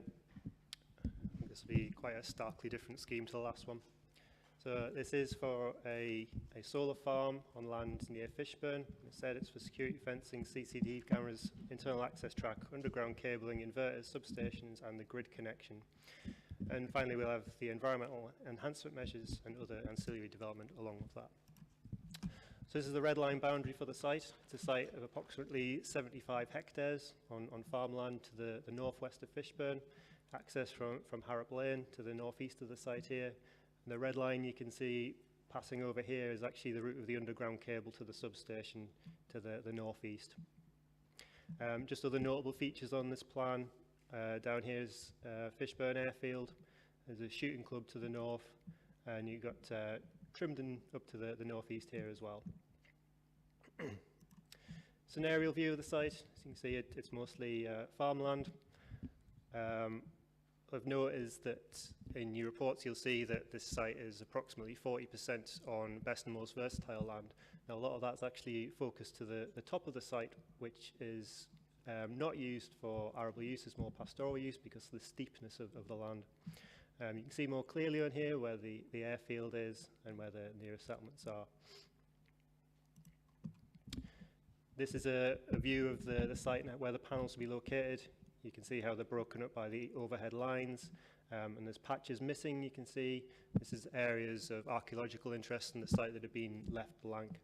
But the benefit of those is that's extra areas for skylark habitat and other biodiversity enhancements. Now within this green line here, it's public right of way which would be retained. There'll be wide borders around the site there. The other thing to note on this site is there is a solar farm already there for a 228 kilowatt site just to the northeast, and that gave a good indication, I think, to members that came on the site visit of what the site is likely to look like once it's expanded across the remaining fields. So this is a view of the panels that are already there in that northeast section of the site. You can see how they would appear, the direction facing, indicative angle, and the spacing between them as well. This is a view looking south across the site. So you've got your panels just to the right there. This is looking from the north. So this is from Harrop Lane. You might be able to see the power lines across there. And to avoid views from the road, the developers moved the panels back beyond there, so they would actually be below what you can see from this viewpoint. So we've had no objections from statutory and internal consultees, subject to conditions where appropriate. We did receive 16 letters of public objection. The main issues raised include the impact on landscape and public rights of way, scale of development being too large, harm to biodiversity, loss of agricultural... Chris, can I just stop you for a minute? Jim, there's quite a few people. Have they taken a comfort break, or have they left? Do you know? Well, you think they've left, Mike? I know David did because he had a test, but... oh, the maintenance. Thanks for that. So, okay, Chris, sorry about that. No problem. Yeah, residents have said the scale development is too large, harm to biodiversity, loss of agricultural land and food production, impact to residential amenity, including noise and glare, the inefficiency of the solar panels, and impact to house prices. Now, we've also received 100 letters of support. The majority of the letters cite renewable energy to be the main benefit. We've also stated that by the landowners that development would support their farming business. Fishburn Airfield has stated the development would provide renewable energy without adversely affecting the operation of the airfield. And Fishburn Parish Council have supported the application for renewable energy and note that the site can continue to be used for grazing purposes.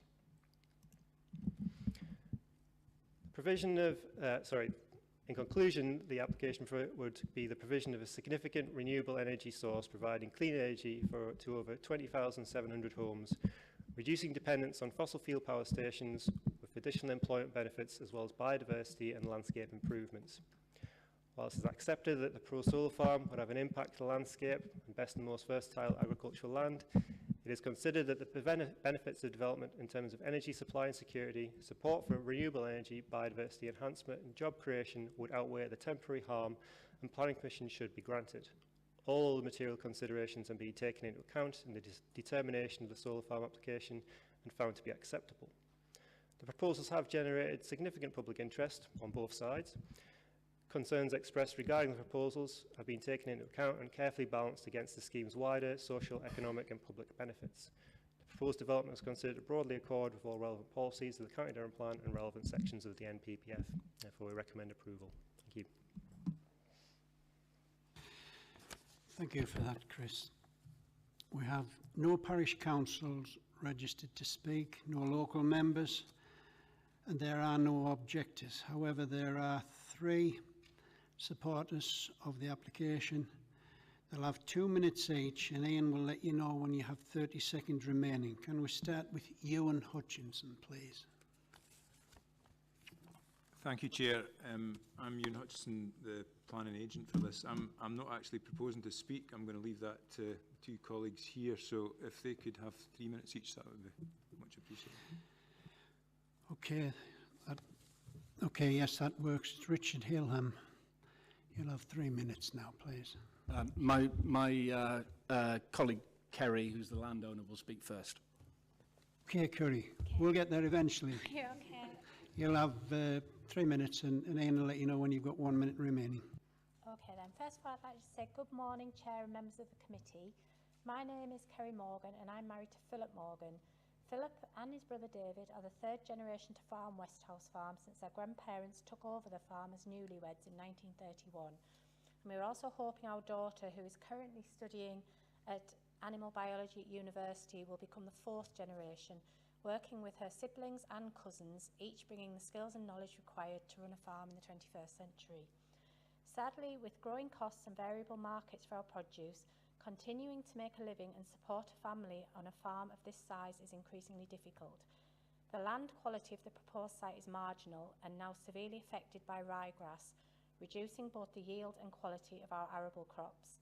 This ryegrass is now highly resistant to herbicides, which has been confirmed following analysis we had undertaken by Biocrop Science, meaning the feasibility of the proposed sites to grow cereals is now borderline. We also feel it's relevant that you are aware of a local farmer who has just removed about 1,000 acres of land out of agricultural use and put it into fallow use. They didn't need planning consent, they get support from the government, and it's all paid for by us, the taxpayer. Now to the million-dollar question, should our agricultural land be allowed to be used for this proposed solar development? This is a question we've asked ourselves, and all 3 generations of the family currently living on Westhouse Farm have spent many hours discussing. Because intensive agriculture alongside sensitive farming can only achieve so much, we concluded that this unique opportunity to farm electricity and return fields to grass as they were previously when it was a dairy farm will allow us to diversify our farm business, continue farming in a more economically and environmentally sustainable way, and most importantly, enable the next generation to decide at the end of this project what is in the best interest of the farm, offering them the option of growing crops on well-respected and clean soil. The wildlife and environment are also very important to us, and we'll be closely monitoring and working with the team that are here to ensure everything that can possibly be done to benefit them is being done. We will be grazing sheep around the panels to support this, ensuring the land continues to be in agricultural use. On behalf of both landowners that are here today, both families, our families and all of the local people who are in favour of this proposal, we ask you to support this application. And thank you very much for listening to me. Thank you, Kerry. As a simple peasant farmer myself, I don't think you'll be grazing many sheep beneath these, but that's my opinion. Richard, you have 3 minutes, please. Thank you, Chair and members. The Westhouse Solar Project has received support from local groups such as the Fishburn Flying and Shooting Clubs, which would be some of the nearest neighbours to this project. Over 100 letters of support have been received. Fishburn Parish Council, having balanced the considerations, have unanimously voted to support this project. We have been discussing this solar park with the local community in Fishburn for over a year by holding 2 pre-application community open days in June 22 and February 23. Local residents have had a chance to review and feedback their comments on the project. We have continued to engage with the Parish Council, reaching agreement on a community benefit fund that could, over the 40-year life of the project, deliver much needed investment of approximately £1 million to the Fishburn area. During construction, the project will support around 100 jobs, and throughout its operational life, a further 10 to 15 roles will be created through ongoing maintenance and management. We will, where possible, look to use local labour and facilities, thus contributing to the economic growth within the local area, including a contribution of approximately £4 million through business rates over the life of the project. We have enough land to install over 40 megawatts of clean energy, enough resource to produce nearly 60,000 megawatt hours of energy per year, equivalent to the power consumed by over 20,000 houses. That is approximately half the number of households in the city of Durham. We fully recognise that energy, agriculture and biodiversity are important to the UK and County Durham, and by working closely with the landowners at Fishburn, we have sought to deliver a balanced proposal which integrates all 3 land uses. It will help 2 farming families diversify their income from this land and over a sustained period of time reduce reliance on volatile markets and increasing fuel and fertiliser costs. You have a minute left. Def assure that County Durham has just over 36,000 hectares of land that is used for arable production. The Fishburn Solar Park is 75 hectares, representing only 0.2% of the arable land in County Durham. There is nothing in planning terms that prevents farmers using their fields for sheep grazing, or even letting them fallow. A recent solar park planning appeal in nearby Hambleton district highlighted this, with the inspector stating The fact that the proposal would limit the ability to carry out any arable farming does not, in my opinion, mean that this results in the loss of agricultural land when it can still be used for other agricultural uses. He also went on to say the current government schemes actually encourage farmers to take land out of production and put it into grass. That is why we are looking to introduce sheep grazing within the solar farm. This proposal has your officer recommendation for approval. It has parish council and community support. It has been rigorously examined and tested by your experts and found to be compliant with guidance and policy. In the words of Fishburn Parish Council, projects like Westhouse Solar Farm support the transition to a low-carbon economy through encouraging and enabling the use of low and zero-carbon technologies. Thank you, Richard. I've let you go over quite a bit. We therefore respectfully ask you to grant approval to this scheme. Thank you very much. Chris, do you want to come back and say anything? No, thank you, Chair. Do we have any questions from members to the speakers?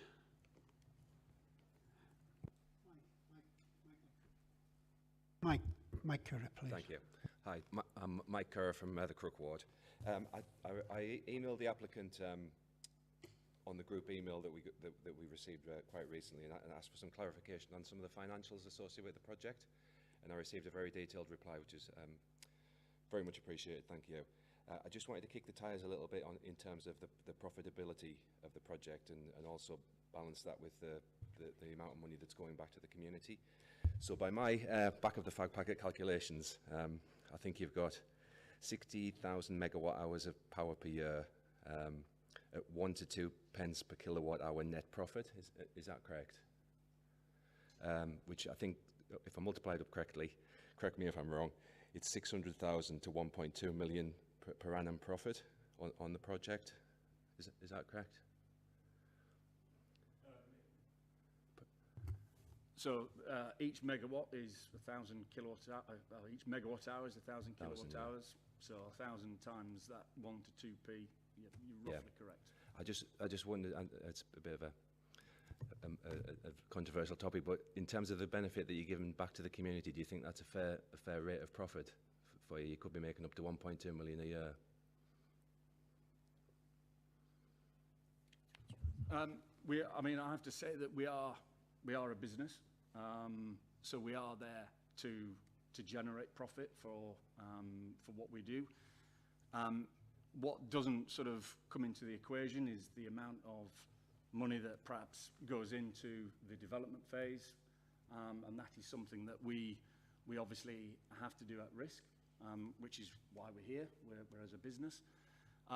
We feel as though that the level of fund that we've agreed with the parish council is fair and reasonable. It gives an opportunity for the parish to work with us and to actually invest that money over the life of the project. That will be very much a situation where the parish council have that control. We're there to facilitate the funding. The parish will themselves be a group and a body that would then administer those funds. Just to clarify, how much are you proposing to give to the community? So on a per annum basis, at the start, it would be, is it £15,500? What we have sort of looked at is over a 40-year life, and using an indexation of 2.5%, that would arrive at that £1 million mark.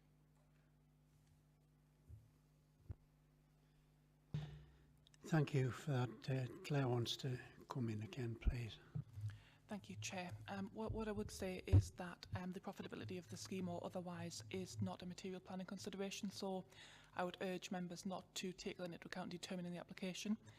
In addition, we can only ask for planning obligations and contributions if they are necessary to make the development acceptable.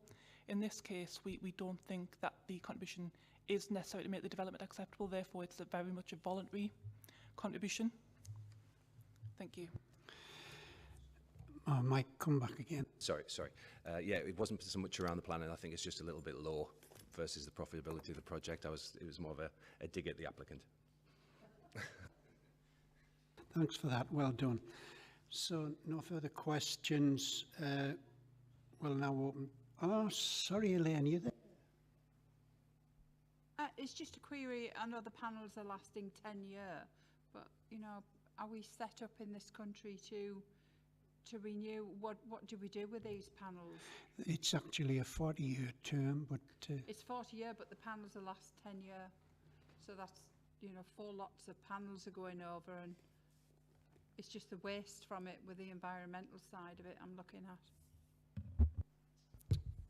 So I'll probably ask the applicant to help me with this answer, but essentially this is a 40-year term. I think a lot of solar panels are guaranteed for 10 to 15 years, but may last longer, and then they have a generation guarantee as well. But if I could ask the applicant to give some more detail on that, that would be appreciated. Yeah, thanks. Thanks for your question. No, the lifespan of the panel is not 10 years, so you would have a warranty for defects, which would probably last between 12 and 15 years. But the actual power performance of the panel is essentially up to 25 years. And at 25 years, you will generally find that you are roughly between 80 to 90% of the original the original capacity of the panel. But with careful maintenance and monitoring of the actual project itself, these projects will last for a 40-year period. And question to your point about what happens to those panels at the end, there's a lot of recyclable material within the panels themselves. There are many companies that are currently operating within the UK that will actually recycle those panels and will recover any precious metals or indeed other materials that then can be reused and recycled. thank you for that very sensible question, Elaine. Well done. Now then, it's over to the committee. Craig and then Jim. Thanks, Chair. I just think it's worth congratulating the applicant on getting some community consensus. I know there were objections, it needs to be noted there were objections, but it's always good to see applications where effort is put into getting the community to accept planning applications and it being a positive experience. It should also be welcomed, the money for the community fund that they're doing. I completely agree with Councillor Curra's sentiments here. You know, whenever you look at these applications, it is disappointing that there should be a bit more. But as the legal officer says, legally we don't have a leg to stand on here. We need the government to kind of change the rules on this so that we can enforce kind of and demand these kind of contributions. Chair, I'm going to propose that we accept the officer's recommendations. I find it very difficult. I think there's very little you can argue with on this application on a planning means. It's renewable energy, it's good use of land, etc., etc. It's improving and the longevity of a community, of a business and setting the community. Yeah, I think we should accept it, Chair. Excuse me. Yes, thank you, Craig. Jim Atkinson. Yes, Chair. When I look at these applications, quite often there's some simple things stand out to me. You know. Is your mic on or not? Yeah, can you hear that? Thanks very much. There's not a compliment in there either, is there? Sorry, yeah. Like I said, there's just certain things stand out a mile to me, like things like 100 letters of support. We've heard that there are objectives, but there's no objectives here at this moment in time. 100 jobs. I can see all the economic benefits, and I can fully understand the officer's recommendations. So I'd like to second Craig's proposal. Thank you. Anyone else like to contribute? Jonathan, thank you. Yeah, I just want to sort of briefly say that in stark contrast to the previous application, really welcome this application because in my view County Durham has a great tradition of energy generation industry, and we've transitioned away from coal and now we're generating energy in other means, providing for our own sort of domestic use in the county, but also exporting that energy, which is fantastic. You know, there's always a concern in relation to the use of previously agricultural land for solar farms, but I think has been pretty well explained on this occasion. It doesn't exclude the use of land for agricultural purposes, so they're going to be grazed underneath. But there's another consideration here that we haven't really dwelt on much at the moment, and that's the biodiversity net gain associated with this application. It's enormous. Previously, this was intensively managed farmland with all of the associated agrochemicals used. And, you know, the purpose is to maximise productivity in such farming. So it really excludes wildlife completely. That's not happening anymore. And so it really makes a huge contribution to the natural environment and biodiversity. So this is a point about competing land uses. Yes, we need farming for food production, land use for food production, but we also need to allocate adequate land to the natural systems that sustain life.